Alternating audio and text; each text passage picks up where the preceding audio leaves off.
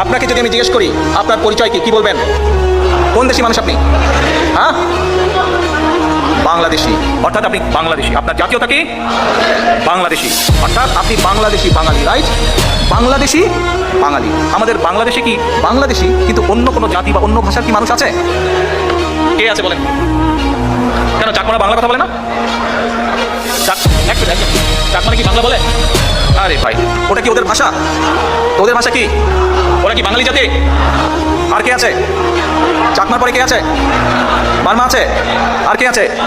এরা কি বাঙালি জাতি না অন্য জাতি? হ্যাঁ, অন্য জাতি না বাঙালি? আমরা তো বাঙালি জাতি, তাই না?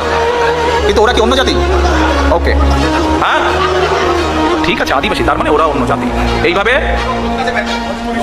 হ্যাঁ, মণিপুরি আছে, সাঁওতাল আছে, বার্মা আছে, বিভিন্ন জাতের মানুষ বাংলাদেশে আছে।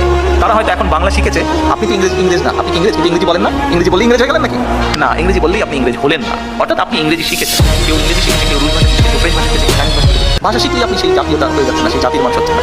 অর্থাৎ প্রত্যেকটি দেশে বিভিন্ন জাতি আছে। বাংলাদেশের সংখ্যাগরিষ্ঠ জাতি হচ্ছে বাঙালি জাতি।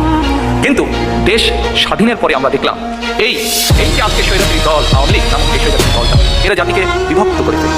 এরা বললো এরা সব বাঙালি। অন্য যেই জাতিগুলো আছে হতে পারে তারা ক্ষুদ্র জাতি, কিন্তু সেই জাতির মানুষগুলোও তো বাংলাদেশের স্বাধীনতা যুদ্ধে অবদান রেখেছে। রেখেছে তারা বাংলাদেশের স্বাধীনতা যুদ্ধে অবদান। সেই জাতির মানুষগুলোর মধ্যেও যারা শিক্ষিত মানুষ, তারা কি শিক্ষার ক্ষেত্রে অবদান রাখেনি? রেখেছে তারা শিক্ষার ক্ষেত্রে অবদান। সেই যে ছোট ছোট বিভিন্ন জাতির মানুষগুলো, তাদের মধ্যেও তো ব্যবসায়ী বলেন, ইঞ্জিনিয়ার বলেন, আরো বিভিন্ন পেশার মানুষ আছে যারা জাতি গঠন বলেন, দেশ গঠন বলেন, সেই গঠনে দেশ গঠনে তারা অবদান রেখেছে। রাখেনি? অবশ্যই তারা রেখেছে। আপনারা যারা বাংলাদেশি মানুষ এই দেশে বহু বছর ধরে আছেন, আপনারা কি এই দেশ গড়ায় অবদান রাখেননি?